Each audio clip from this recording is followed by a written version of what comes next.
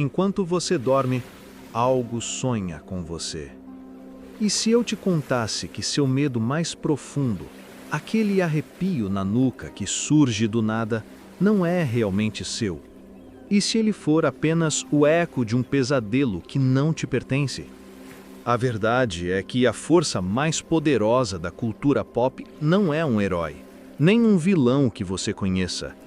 É um deus monstro que dorme sob oceanos de breu, numa cidade impossível, aguardando. Você pode nunca ter ouvido seu nome, mas já sentiu sua presença. Já viu sua sombra nos corredores de uma nave abandonada em um filme. Já sentiu seu chamado em masmorras esquecidas de um jogo. Já testemunhou a loucura que ele semeia em cidades góticas. Esta é a história de como Cthulhu, uma entidade nascida em 1928, enrolou seus tentáculos em nosso imaginário. Este vídeo é um mergulho no abismo para revelar sua influência onde você menos espera. Respire fundo. A realidade está prestes a se estilhaçar. Nossa jornada começa em 1928, nas páginas da revista Weird Tales, com O Chamado de Cthulhu. Seu autor, H.P. Lovecraft, não se interessava por fantasmas. O medo que ele criava era mais vasto, mais frio, um pavor cósmico. Suas histórias não são sobre bem contra o mal, são sobre nossa total insignificância diante de um universo indiferente. A filosofia é assustadoramente simples, nós não importamos. Nossa ciência, nossa moral, são apenas uma fina camada de gelo sobre um oceano de caos. Nesse oceano, habitam seres tão antigos que um vislumbre deles desfaria a sua sanidade. E o arauto desse horror é Cthulhu. Descrito como uma montanha ambulante de garras, asas e um rosto de tentáculos. Ele não é mau, ele é outro, incompreensível. Ele e sua laia, os grandes antigos, reinaram na terra eras antes de nós. Como poderíamos sequer lutar? Pescadores juram ouvir seus cânticos profanos em noites de tempestade.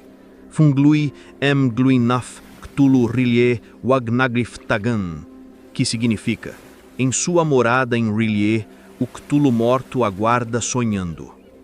Ele não precisa de exércitos, só precisa esperar que nosso próprio medo abra a porta. Mas o que acontece quando esse medo vaza das páginas e começa a infectar o mundo real? A mente de Lovecraft não era uma fortaleza, era um portal, e ele entregou a chave a outros. Ele incentivava seu círculo de amigos escritores, como Robert E. Howard, o criador de Conan, a usar seus deuses e suas cidades amaldiçoadas. Assim, nasceu, de forma colaborativa, o que hoje conhecemos como os mitos de Cthulhu. Foi August Derleth, seu amigo, quem cunhou o termo, organizando os contos dispersos em um universo literário coeso e infeccioso.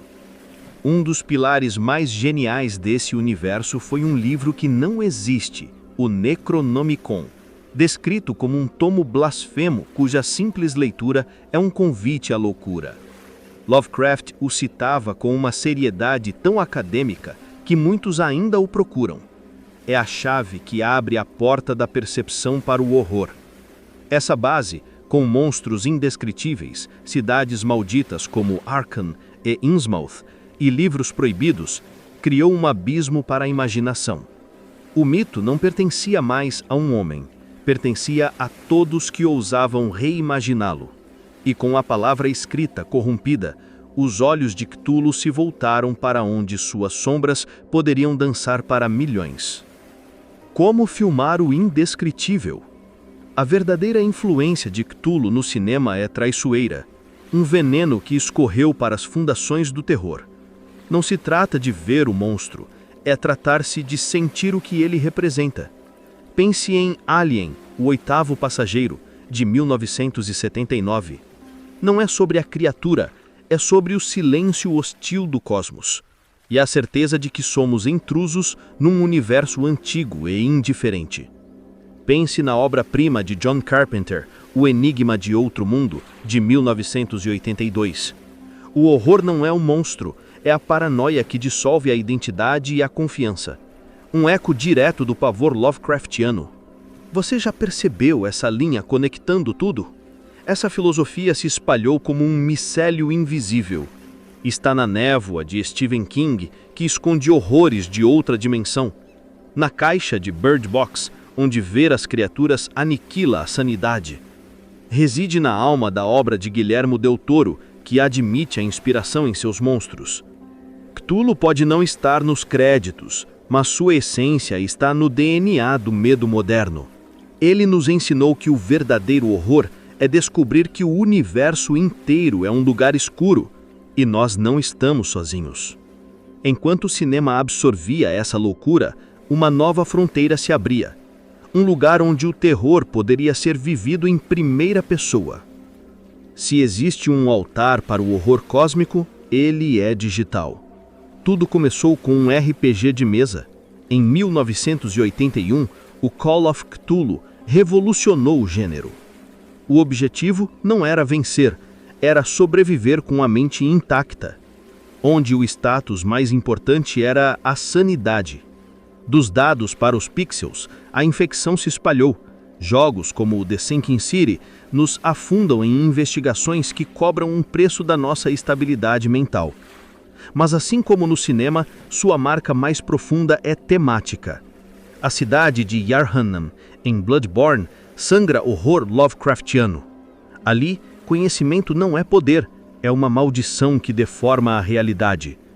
Sua sombra alcança o World of Warcraft com seus deuses antigos sussurrando loucura das profundezas. E o Elder Scrolls, onde o príncipe da Idrico, Hermaeus, mora, é uma massa de olhos e tentáculos que guarda conhecimento proibido. Os jogos se tornaram a prisão mental perfeita, onde o jogador participa ativamente da sua própria ruína. Eles dizem que Cthulhu dorme, mas quem garante? Quando você acorda no meio da noite sem motivo, talvez seja só ele sussurrando. Uma vez estabelecido na literatura, no cinema e nos games, os esporos desse fungo alienígena se assentaram em todos os cantos da nossa cultura. Seus sussurros ecoam nas guitarras do Metallica, na filosofia nihilista que contamina Rick and Morty, nos monólogos de Rust Cole em True Detective, na ciência, onde uma aranha foi batizada de Pimoa Cthulhu, na sátira, com campanhas de Cthulhu para presidente, das páginas sombrias de Gotham, cujo asilo Arkham deve o nome à cidade amaldiçoada de Lovecraft, até os memes que se espalham como um presságio digital. Ele não está apenas nas telas, ele está no incômodo que você sente quando percebe que ninguém está no controle. Os tentáculos de Cthulhu nos abraçaram por completo, e nós nem sequer lutamos.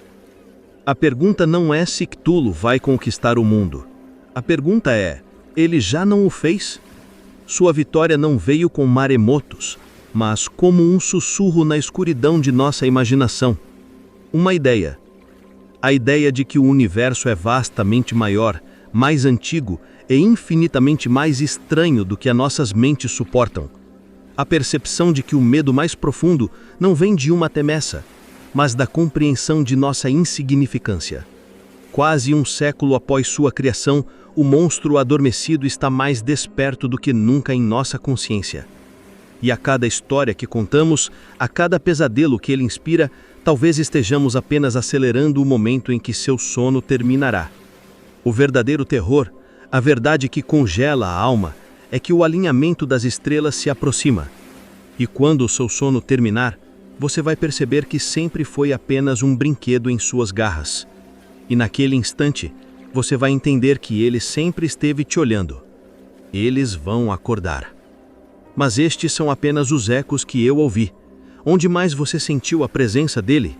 Em qual abismo de um filme, jogo ou livro você ouviu o chamado para o seu próprio medo existencial? Compartilhe seus encontros nos comentários. Vamos mapear juntos a extensão dessa sombra. E se você tem coragem de olhar mais fundo no abismo, inscreva-se no canal e ative as notificações. Temos muitos outros pesadelos para explorar. A questão não é se você acredita, é se ele já acredita em você.